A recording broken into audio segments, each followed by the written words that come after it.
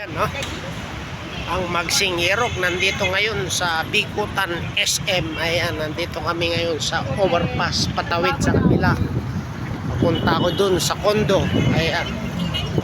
Kaya matindi o itong ayan ang SM. Okay. Makainit. Oo. Perfect.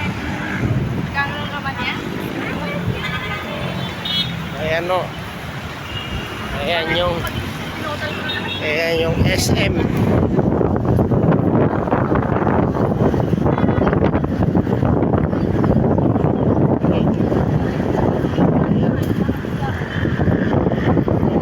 Alam kung saan ang tatawiran namin.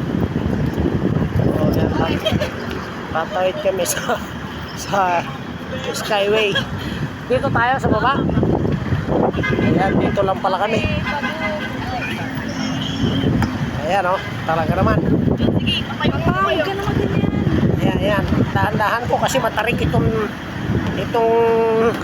hagdan na ito. Mahirap maulog. Papa, huwag ka naman mag-send. Ayan, ayan, ayan. Pinagbabawal na ako mag-cellphone. Ayan. Ayan. Ayan. Eh, ipagbawal nyo hong magbenta ng cellphone. Pinagbabawalan ako. Ayan. Ayan. Kaya malapit na kami. Ayan. SM Bicutan pa rin pala ito. Oh. Ginagawa. Talaga naman napakalaki. Ayan, oh. Ayan, oh.